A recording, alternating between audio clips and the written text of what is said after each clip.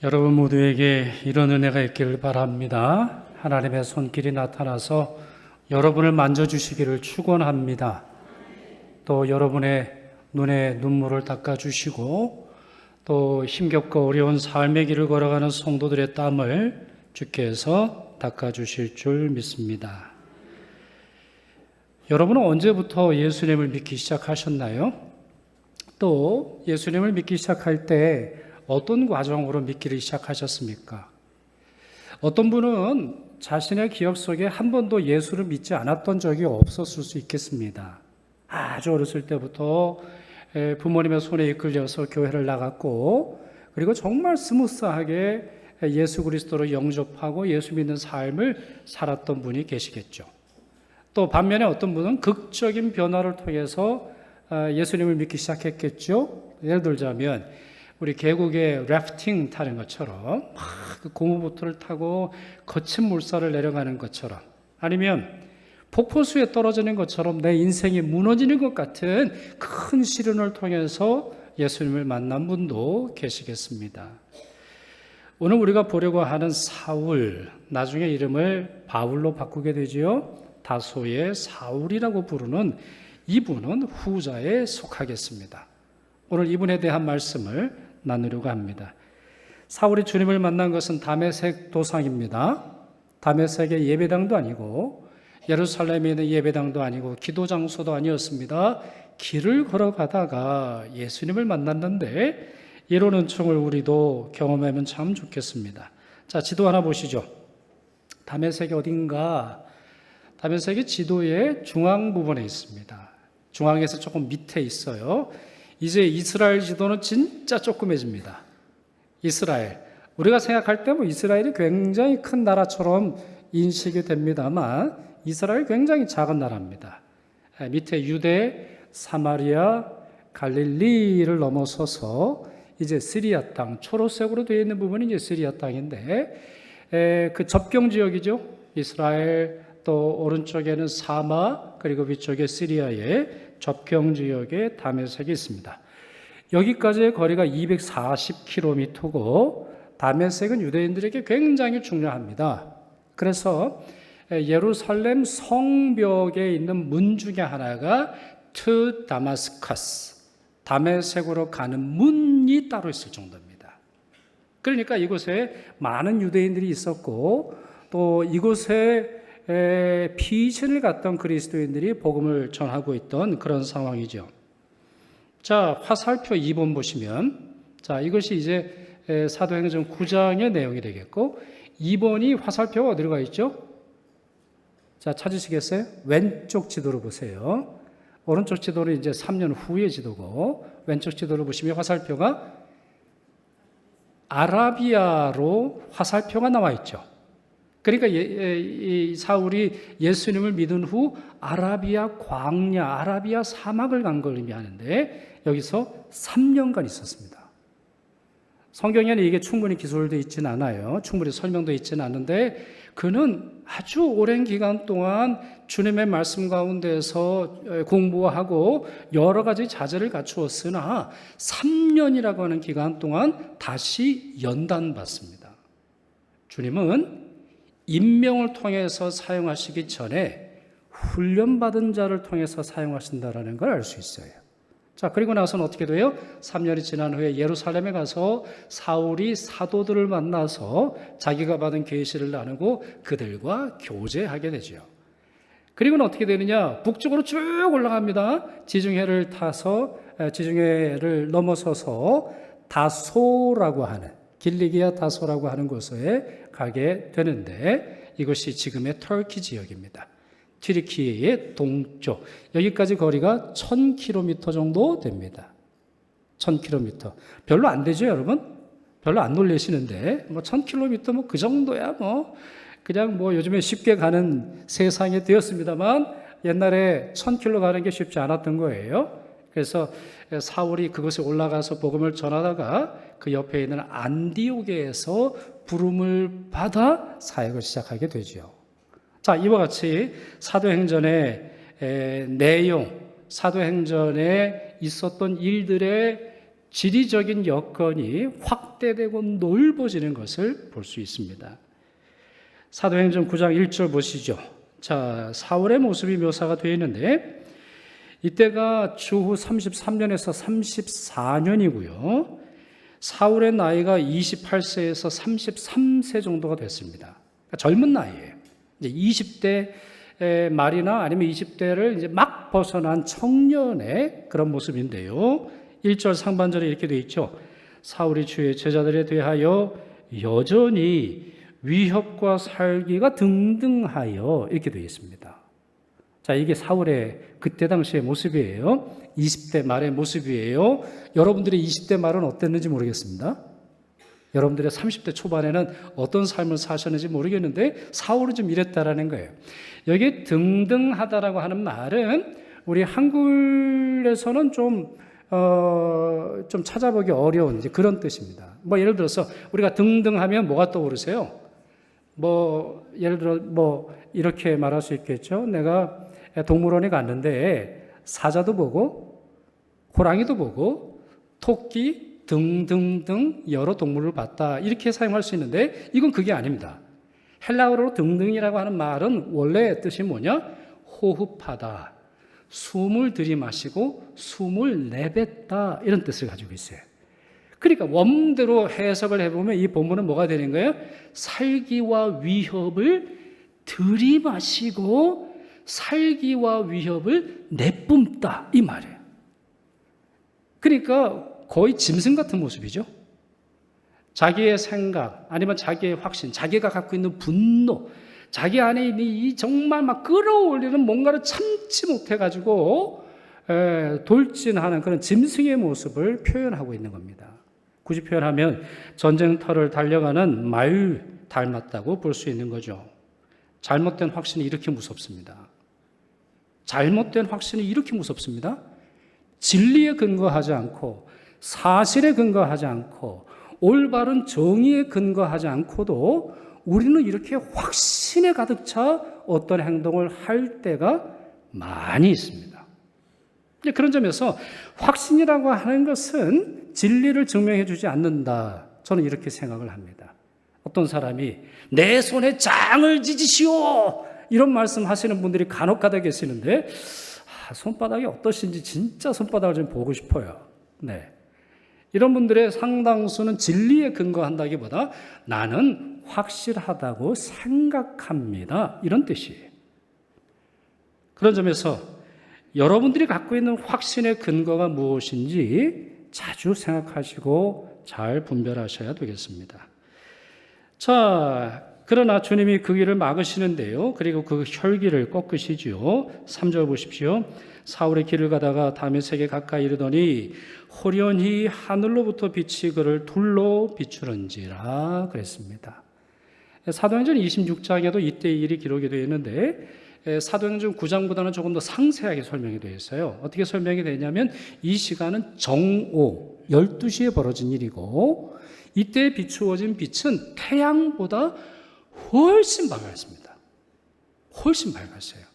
그러니까 단순히 눈을 뜨고 있는 상태에서 시력을 잃어버린 것이 아니라 눈을 감았다 할지라도 시력을 잃어버릴 수밖에 없을 정도로 강력한 빛이 그를 비추었던 것을 볼 수 있다는 거죠.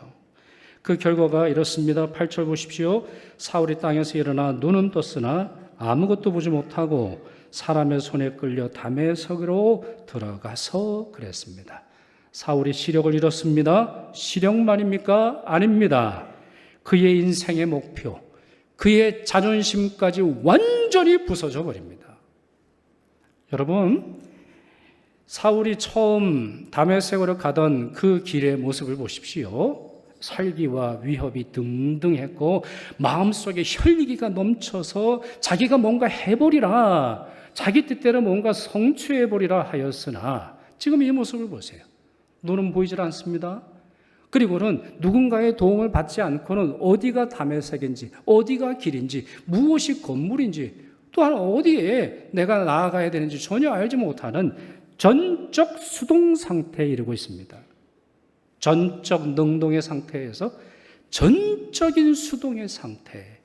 이제 누군가의 손에 이끌려야 살아갈 수 있는 그러한 존재가 되는 것인데요. 이는 주님께서 그 길을 막으셨기 때문입니다. 저는 이 모습이야말로 바로 죄인이 주님 앞에 선 모습이라고 생각을 합니다. 히브리서 12장 29절 보시면 이런 말씀이 있어요. 우리 하나님은 따뜻한 불이심이라 이렇게 되어 있지 않고, 우리 하나님은 우리가 마음대로 할 수 있는 불이다 이렇게 되어 있지 않고, 우리 하나님은 추운 겨울날 우리 몸을 녹여주는 불이다 이렇게 되어 있지 않고, 소멸하는 불이다 이렇게 말하고 있습니다. 블레셋에 빼앗긴 여호와의 언약궤가 이스라엘 땅으로 돌아올 때 베세메스라고 하는 곳으로 돌아왔습니다. 베세메스라고 하는 마을의 사람들이 큰 실수를 하게 되는데 여호와의 언약궤를 들여다봅니다. 허락되지 않은 일이죠. 그들에게는 허락되지 않는 일인데 그들의 호기심 속에서 이 여호와의 언약궤를 들여다봄으로 말미암아 5만 70명이 죽는 재앙을 만나게 됩니다. 그리고 나서 고백하는 말이 있습니다. 아주 중요한 말인데 사무엘상 6장 20절이죠. 이 거룩하신 하나님 여호와 앞에 누가 능히 서리요. 누가 능히 서리요. 여호와의 언약궤가 이스라엘 땅으로 돌아온 것은 은총에 속합니다만, 그러나 그 은총과 하나님의 자비를 무시하는 자는 그 하나님 앞에 설 수 없음을 겸손하게 고백하고 있는 것이죠. 결국 사울이 어떻게 행동을 합니까? 4절을 보십시오. 땅에 엎드러져 들음에, 땅에 엎드러져 들음에. 두 개의 동사가 나옵니다. 엎드러졌다, 들었다. 납작 엎드러졌다, 들었다. 소리가 있어 이르시되 사울아 사울아 내가 어찌하여 나를 박해하느냐. 이미 말씀드린 것처럼 두 가지 행동으로 설명합니다. 땅에 엎드려졌는데요, 자신의 욕망과 자신의 의지를 내려놓고 오직 하나님의 주권만을 인정하며 하나님을 높이는 예배자의 자세를 취했다는 말이고요. 둘째, 사울은 이제 비로소 주님의 음성을 듣습니다. 이제 비로소 주님의 음성을 들어요. 다메섹으로 가기 전에 주님의 음성을 들었던 것도 아니고, 아니면 스데반을 만났을 때 그때 주님의 음성이라고 믿지 못했는데 이제 주님의 음성을 듣게 되는 거죠. 요한계시록 2장에서 3장까지 요한계시록을 처음 받아든 7개의 교회가 나옵니다. 그런데 이 7교회에 대한 하나님의 말씀, 주님의 말씀이 쭉 나오면서 마지막 메시지가 7번 똑같은 문장으로 시작합니다. 똑같아요. 하나도 단어가 다른 것이 없이 마지막 문장이 이렇게 시작되어 있어요. 귀 있는 자는 성령이 교회들에게 하시는 말씀을 들을지어다. 이게 교회라는 거예요. 교회는 주님의 말씀을 듣는 곳이에요. 교회는 성도들이 되었든 아니면 세상 사람이 되었든 그 귀에 성령의 말씀을 전해줘야 한다는 거예요. 자, 그런데 이 7교회 중에서 유독히 한 교회가 주님의 말씀을 듣는 부분이 강조되어 있어요. 그 어느 교회냐? 라오디게아 교회입니다. 라오디게아 교회. 여러분, 교회 이름들 보면 에베소 교회도 있고 빌라델비아 교회도 있습니다만 지금 시대에 라오디게아 교회라고 이름 짓는 거는 하나도 없어요. 본 적이 없어요. 왜? 좋지 않은 교회니까. 자, 그런데 이 라오디게아 교회 주신 말씀이 이렇습니다. 볼지어다 내가 문 밖에 서서 두드리노니 누구든지 내 음성을 듣고 문을 열면 내가 그에게로 들어가 그라 더불어 먹고 그는 나와 더불어 먹으리라. 아주 은혜로운 말씀이 나오죠. 주님이 요청하시는 거야. 라오디게아 교인들아, 내가 문 밖에서 지금 문을 두드리고 있다. 내 음성을 좀 들어라. 내가 누구인지 좀 알아라. 그리고 내가 너 안에 들어가게 됨으로 말미암아 우리 같이 사귀자. 같이 구원의 즐거움을 누리자. 이렇게 말씀하신다는 거예요. 그러면 이 말씀은 왜 라오디게아 교인들에게 주셨을까요? 왜 에베소 교회가 아니고, 왜 서머나 교회가 아니고, 왜 빌라델비아 교회가 아니라 라오디게아 교회의 교인들을 향해서 너희들 문 좀 열고 나와 좀 사귀자. 그러려면 내 음성을 듣고 내 음성을 분별해야 된다 말씀하셨는데 그 이유가 무엇일까요? 말씀이 이렇습니다. 내가 말하기를 나는 부자라 부여하여 부족한 것이 없다 하나 누가 말하기를? 자, 말씀이 뭐라고 되어 있어요? 주님이 말씀하시기를? 성령님이 말씀하시기를? 하나님이 말씀하시기를? 아니에요. 스스로 말하기를. 아까도 말씀드렸잖아요. 7교회를 향한 마지막 메시지랑 똑같아요. 귀 있는 자는 성령께서 하신 말씀을 들을지어다. 귀예요. 들어야 돼요. 들려야 돼요. 이해가 돼야 되는 거예요. 그런데 이 교회는 뭐 하고 있어요? 말하고 있어요. 자기 주장이죠. 자기 만족이죠. 자기가 세운 거예요. 주님의 평가가 아니라 스스로 세우고 스스로 말하는 평가로 만족하고 있어요. 아이, 나는 부자야. 먹고 사는데 문제 없지. 아유, 내가 신앙이 좋으니까 하나님이 나를 인정하셔서 이런 복을 주시지. 내가 주님의 인정을 받으니까 이렇게 살아가는 거야. 누가 얘기하더라? 자기가 얘기하더라. 네가 말하기를 나는 부자라. 네가 말하기를 나는 부여하여 부족한 것이 없다 하나 실상은 뭡니까? 말씀 계속 보세요. 내 권고한 것과 가련한 것과 가난한 것과 눈먼 것과 벌거벗은 것을 알지 못하는도다. 전혀 주님과는 상관없이 자기 만족과 자기 계획과 자기 성취 속에서만 살아가고 있더라는 거죠. 그렇습니다. 그들의 생각과 그들의 실제 모습은 너무나 달랐어요. 어떻게 해야 합니까? 엎드러져 주 앞에 경배하고 주님의 말씀을 들어야 합니다. 과연 내 삶에 대해서, 내 인생에 대해서, 오늘 하루에 대해서, 내 자녀들과 내 사업과 내가 하는 일에 대해서 주님이 뭐라고 말씀하시는지 이게 들려야 되는 거예요. 단순히 자기 혼자 생각을 하면서 난 잘 될 거야, 잘 될 거야, 난 잘 될 거야, 그동안 난 잘해오지 않았어, 이렇게 스스로 하는 판단이 의미가 없다는 것이죠. 이것이 사울도 마찬가지 아닙니까? 그동안 해왔던 그의 모습을 보십시오. 자기 확신과 자기 만족 속에서 자기의 졸업장, 자기의 학위, 자기의 경험, 자기 집안, 아니면 자기가 그전에 갖고 있었던 종교적인 전통 속에서 이 엄청난 일을 벌이고 있잖아요. 주님은 이미 스데반을 통해서 자신의 존재를 알리셨어요. 그의 영혼의 문을 두드리신 거예요. 그러나 사울은 예수 믿기를 거절하고 오히려 교회를 박해하여 주님을 박해했던 것입니다. 그러나 더 이상은 안 됩니다. 더 이상 나아가다가는 그가 영생이 아니라 영원히 타오르는 지옥불에 들어갈 수밖에 없는 것이죠. 그렇기에 주님께서 찾아오셨습니다. 우리에게도 이런 일이 발생할 수 있습니다. 내 스스로 인생에 대해 만족하고 아무 문제가 없고 내 인생은 앞으로 그냥 창창하고 모든 것이 형통하리라 여기지만 하나님께서 브레이크를 밟으실 때가 있어요. 사울처럼 육체를 치시던 사업을 치시던 통장을 치시던 하나님이 스탑! 이렇게 말씀하실 때가 있습니다. 그럴 때 저항하지 말고 그 음성을 경청하시기를 바랍니다. 사울이 주님께 질문합니다. 첫 번째 질문이 5절에 나와 있는데 대답하여 주여 누구시니까? 자, 첫 번째 질문이 뭐예요? 주여 누구시니까? 정말 중요한 주제입니다. 정말 여러분, 성경에 나오는 모든 인간의 질문 중에 아니면 여러분들이 하는 모든 질문 중에 가장 중요한 질문이 이거예요. 주님, 내 앞에 발생한 이 일이 주님이 하시는 일입니까?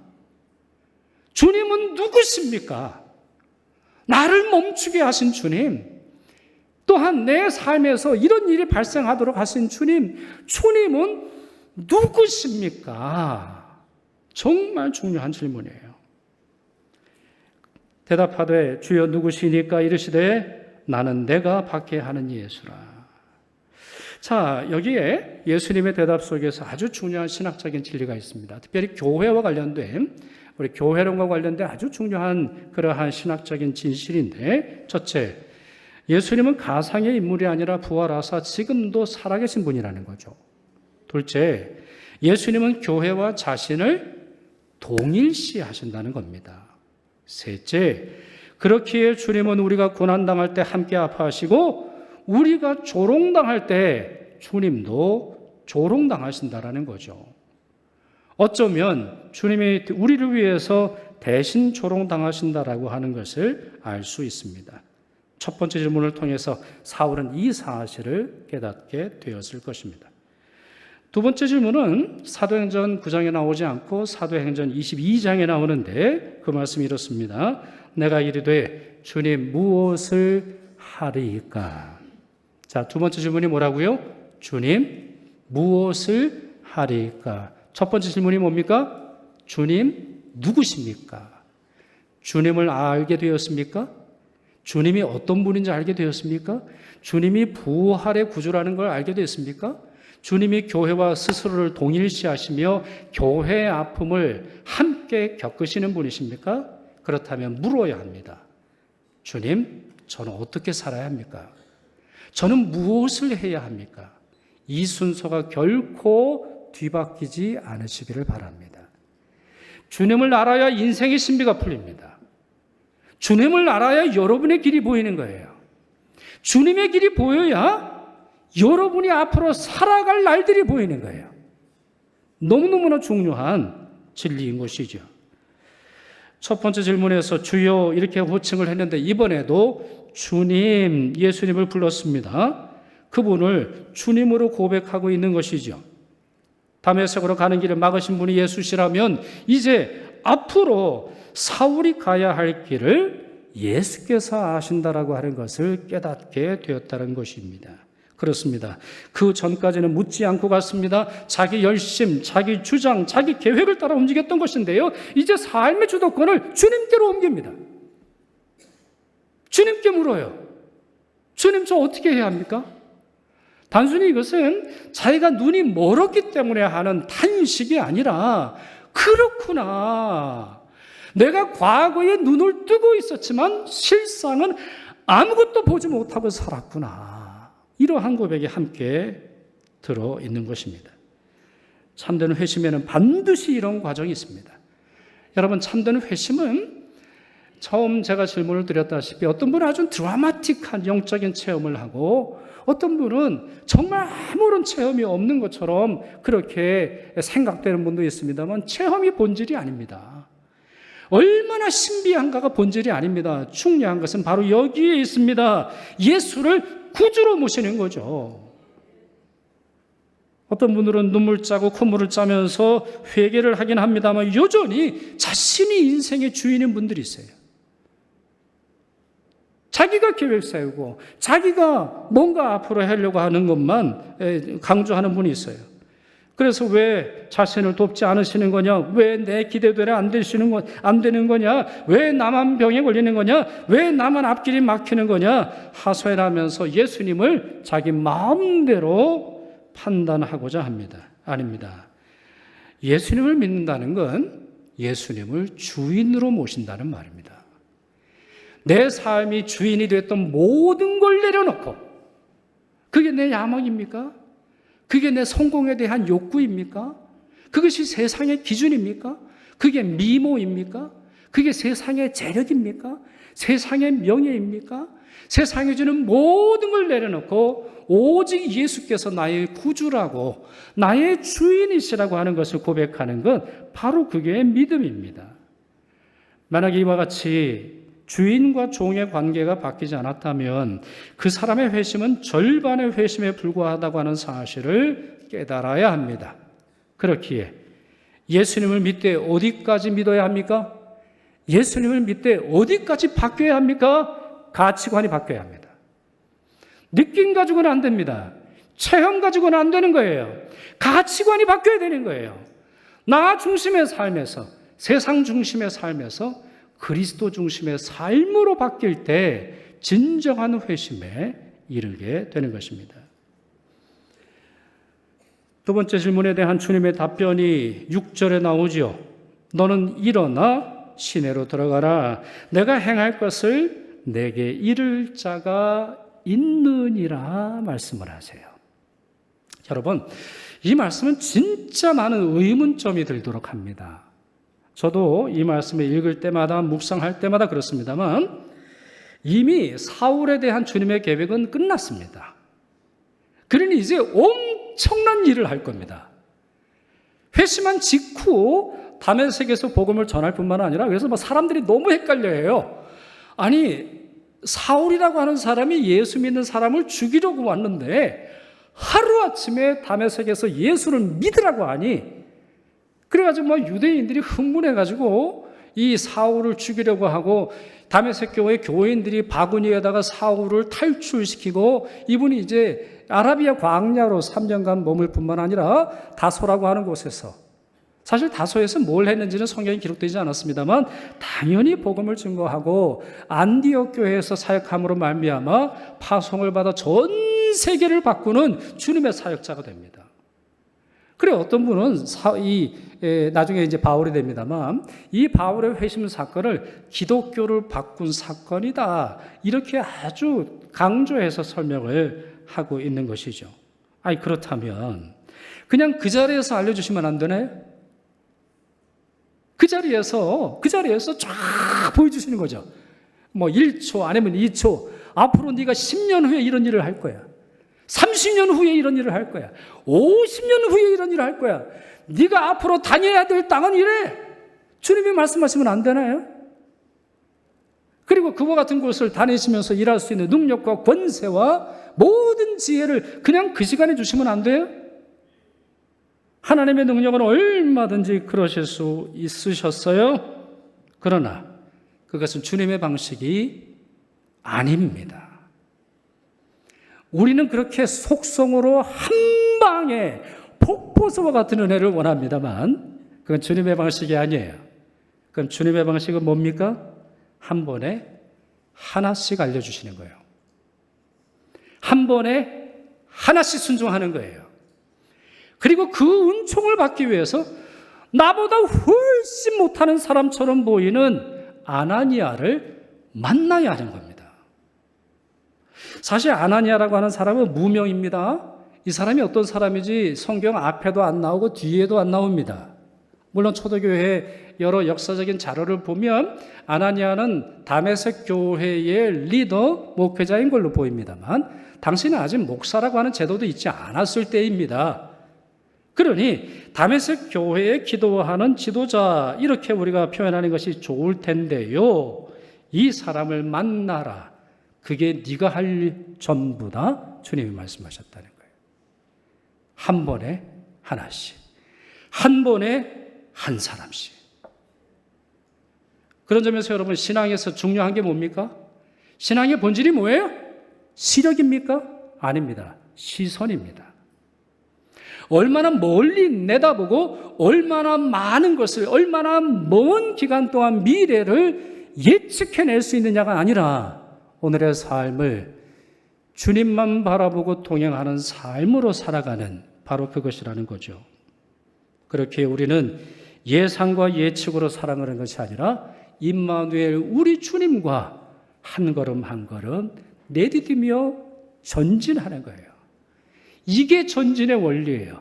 이게 예수 믿는 사람의 원리예요. 한 번에 하나씩, 한 번에 한 사람씩.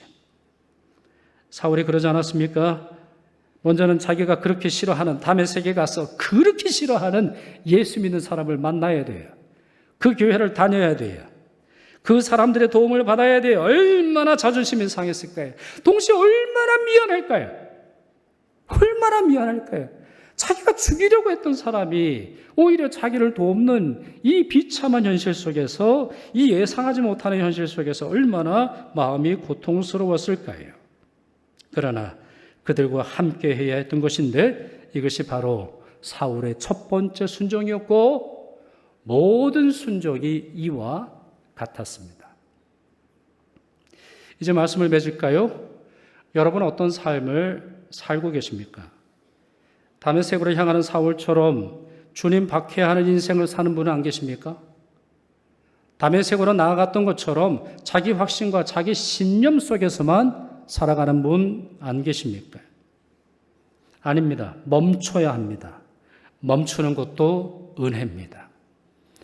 두 눈을 잃는다 할지라도 두 눈 없이 천국 들어가는 것이 훨씬 나은 거죠. 그러니까 주님께서도 그런 말씀하지 않으세요? 내 눈이 범하면 눈을 빼버리라. 한 눈으로 천국 가는 것이 훨씬 낫다. 주님의 말씀이에요. 주님 앞에 엎드리십시오. 주님의 원수에서 주님의 종으로 변화하십시오. 삶의 주도권을 주님께 드리십시오.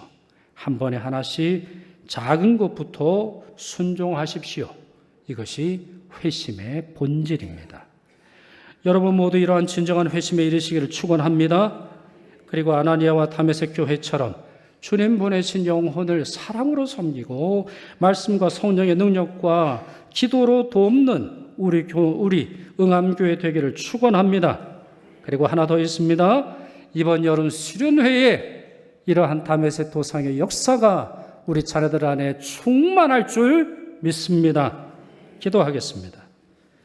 사랑과 구원의 하나님, 모든 일을 예정하시고 은혜로 우리를 구원하신 믿습니다. 오늘 저희는 사울이 죄악의 길을 멈추고 주님께로 돌아서 말씀을 묵상하였습니다.